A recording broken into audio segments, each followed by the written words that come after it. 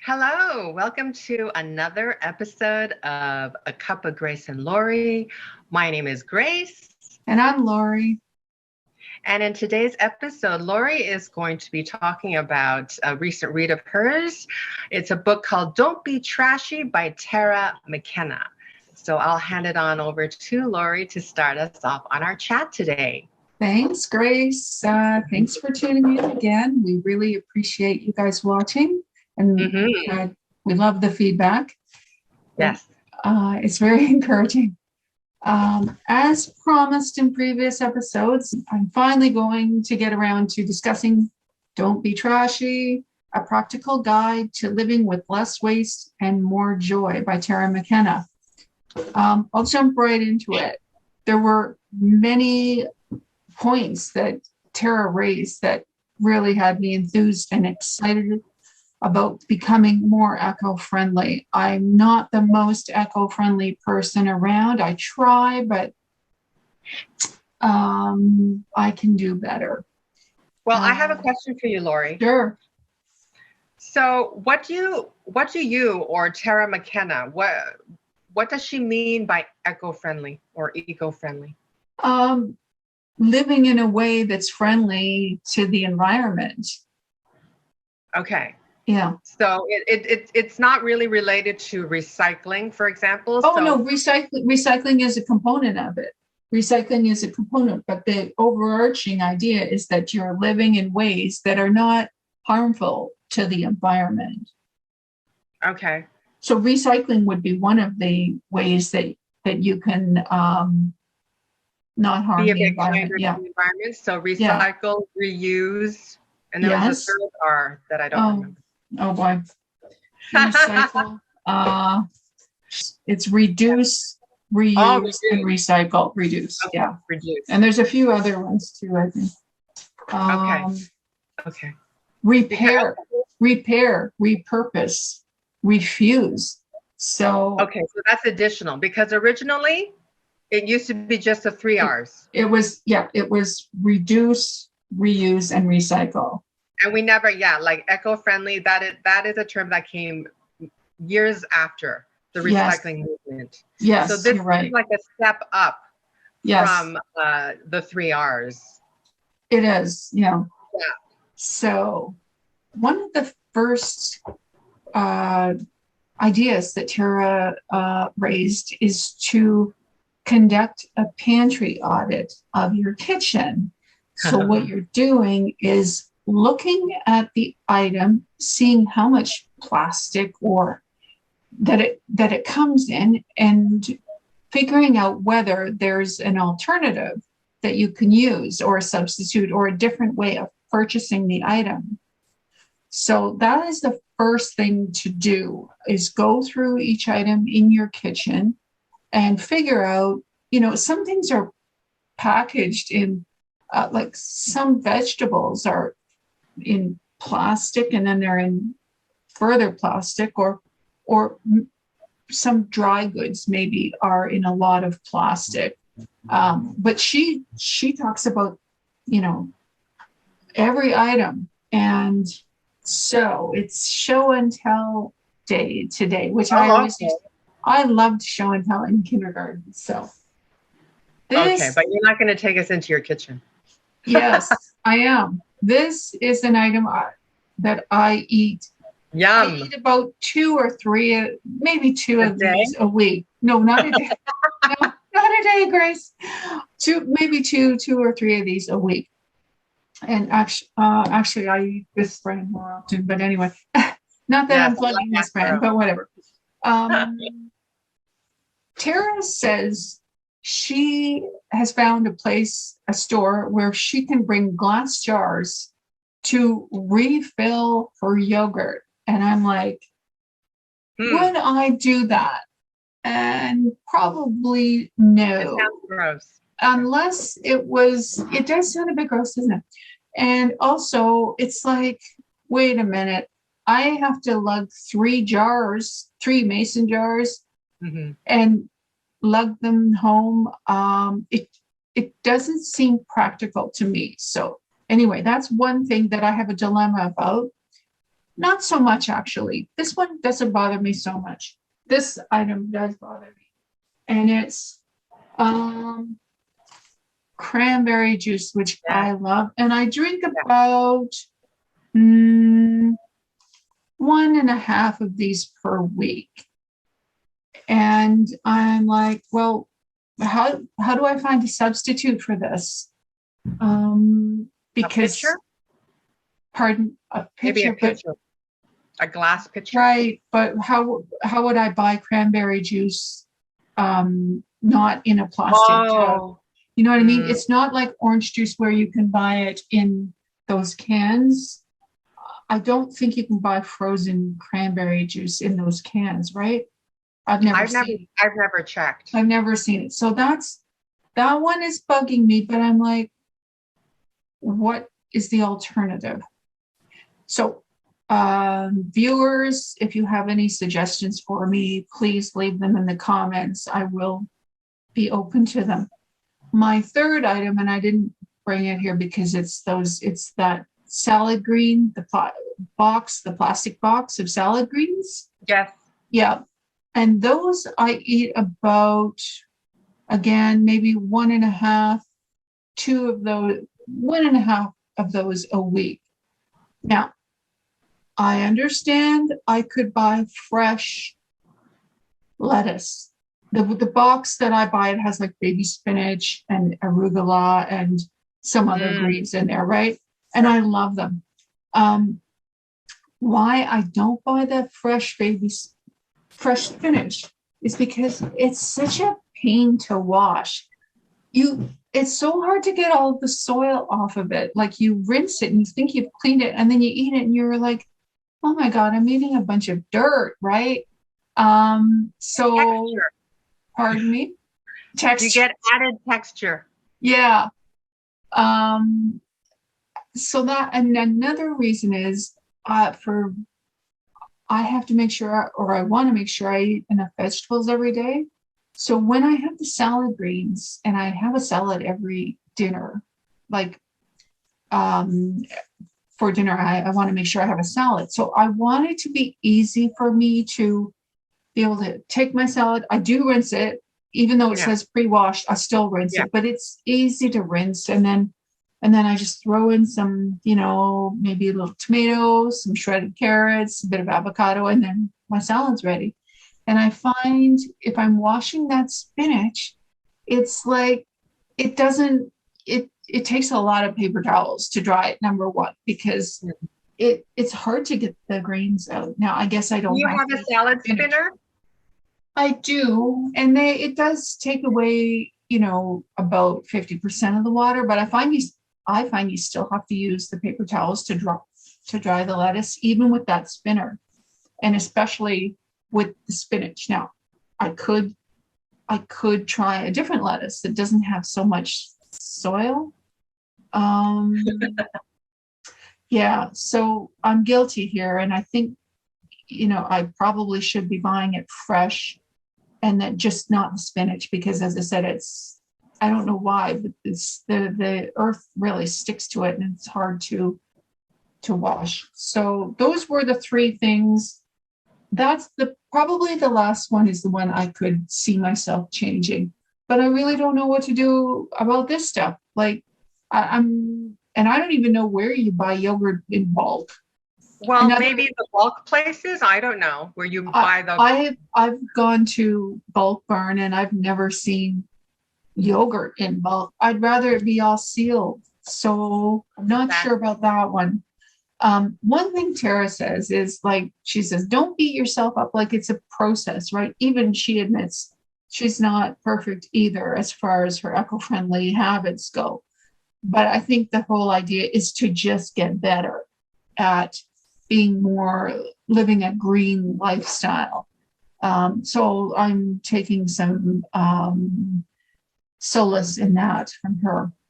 So then the next item is that, and it's related to what I just talked about, there's a lot of stores that let you bring your own jars. I know there was a store where I used to live. I never went there because it wasn't wasn't all that close to me. So, think if you're hauling jars and whatever. Yeah. I mean, I suppose I could have driven there, but it wasn't easy to park there either. But there are the stores that allow you to bring your own jars. The only drawback of that is, of course, I'm still going to go to the grocery store, right?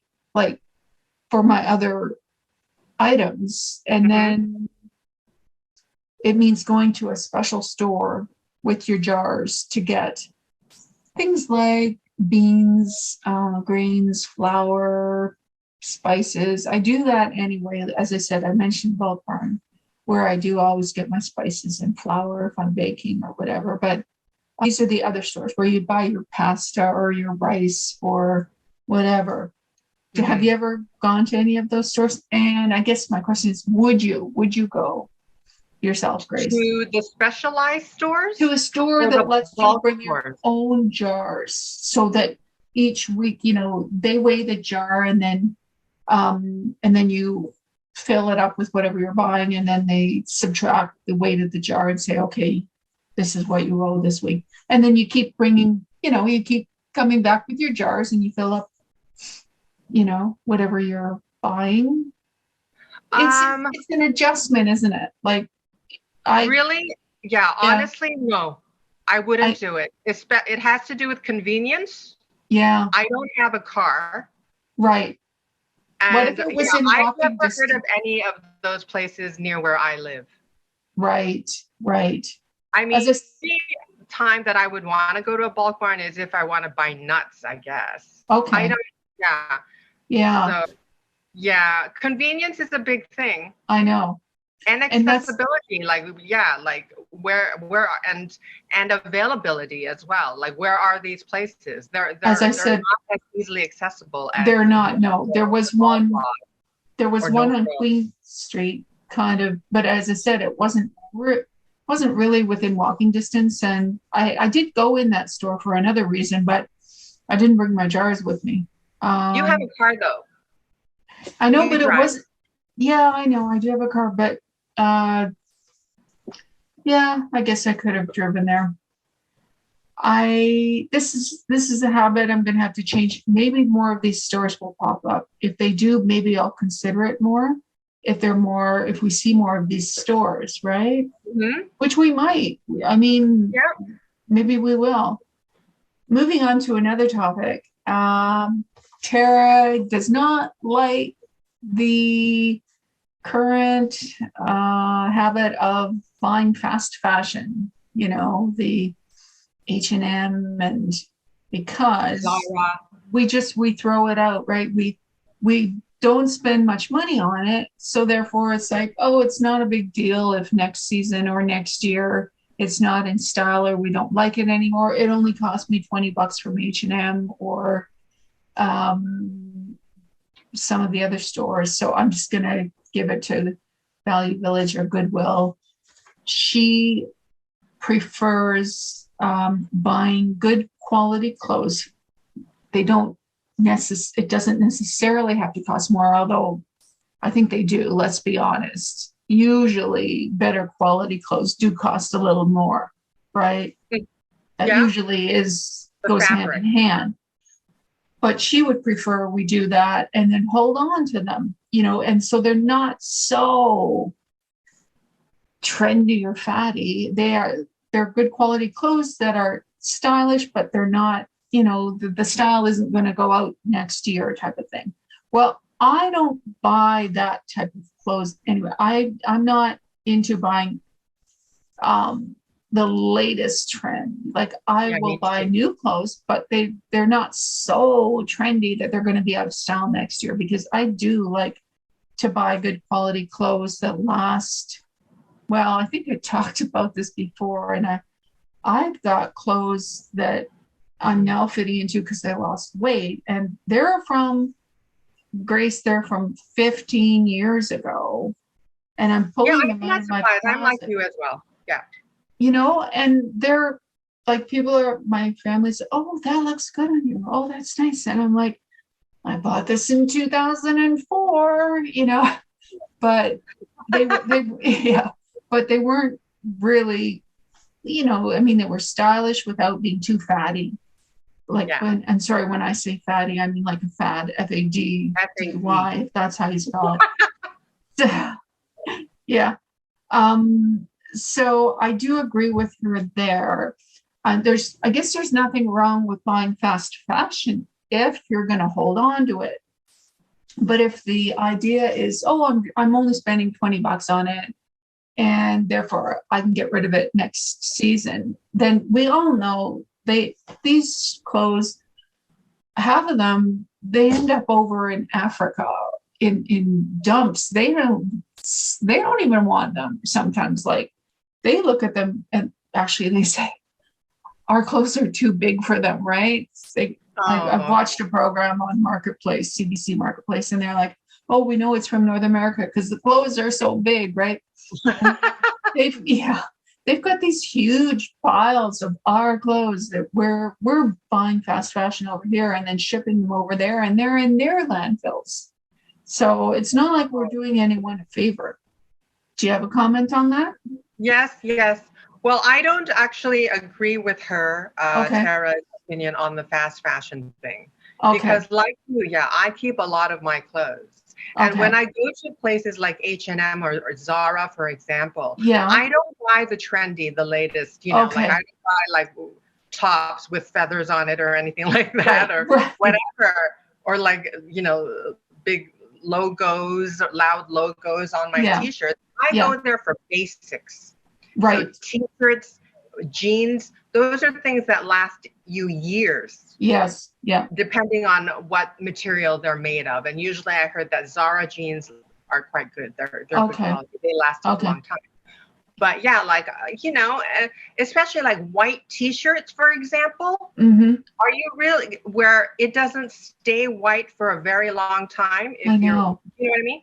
I know. So you don't want to, do you really want to spend that much money on a white t-shirt? No. You know what I mean? Yeah. So yeah, it's affordably priced Yes. at H&M, white t-shirts, or like Old Navy, Gap, places like that. Yeah. A white t-shirt that you're going to wear often, you're going to get a lot of use out of. Right. You're going to wash a lot, and it's not, again, like I said, it's not going to stay white for very long. So you do have to replace it anyway, right? You're right. And if you want to keep your whites white, you know, some people use bleach. I don't. Right. But it kind of ruins, you know, like those are, yeah. So I have no issue buying those kinds of basics at those fast fashion chain stores. You're going to hold on to it though. See, yeah, and I don't buy clothes with the thought of, oh, I'll just wear this for one season. Do you know what I mean? So I plan on wearing it for a long time. Yeah, me too. And I've shopped at Zara myself, and I've bought stuff there. Yeah. And like you, I don't buy the really, really trendy stuff. I buy just these things that are stylish, that look like, oh yeah, this would be in style for 5, 6. More classic looks. A classic look, exactly. Mm-hmm. So no. I think what she was getting at was that the disposable nature of it, the fact that, oh, it was so cheap that we don't feel it's a big deal to get rid of it quickly because we only pay $15 or $20 for it.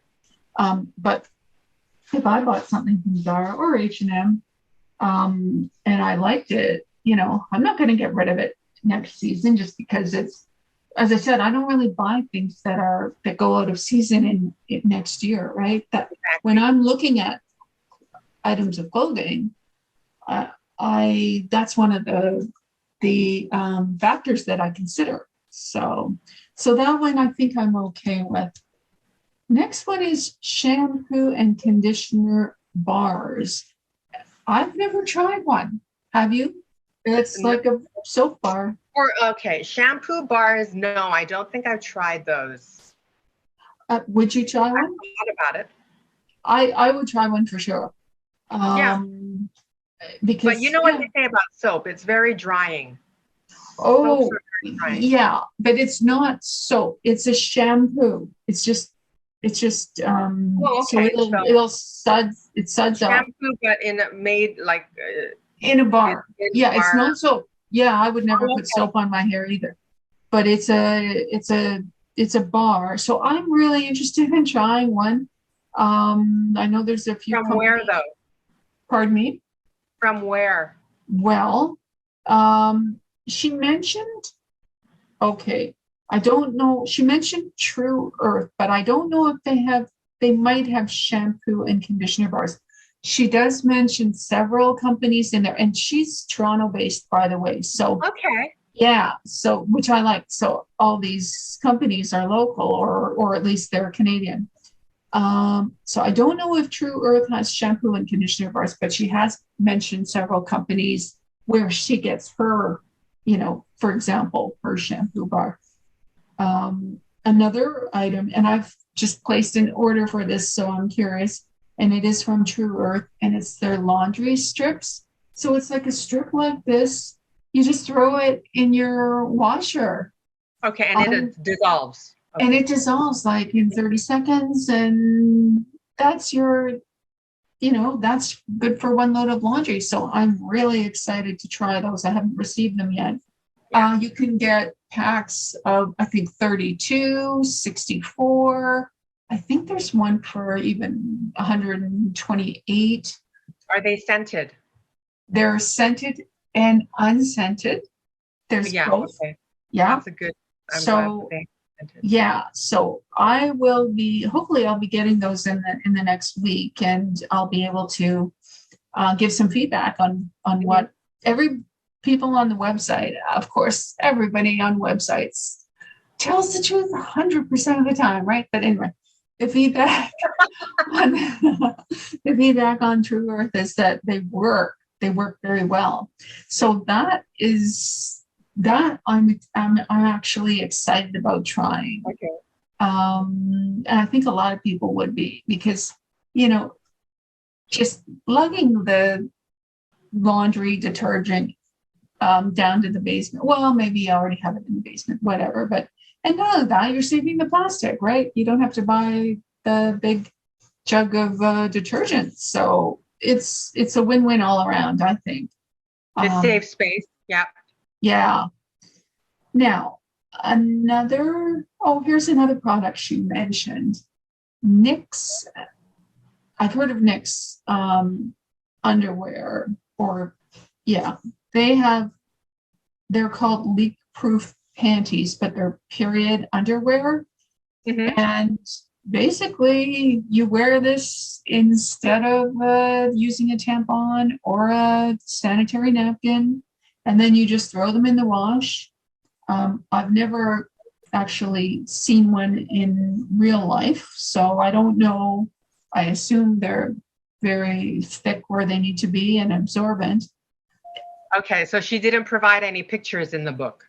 No, but you can go to the KNIX website and see. They look like just regular panties. You can buy them in bikini, in thong, in boy cut. Yeah, I know. Panties and thong. Okay. Yeah. And thong. I wouldn't feel very confident, would you? I don't know. If I had my period, yeah, I wouldn't feel very confident wearing a thong. I don't think I would either, but I think the thong panty is for like light days, and then you would wear like the bikini one on heavier days or whatever. So that is a very interesting idea. I mean, all women experience this. So think of the number of tampons and sanitary napkins this would save, right? Yeah, panty liner. It's huge. It's just getting behind that idea.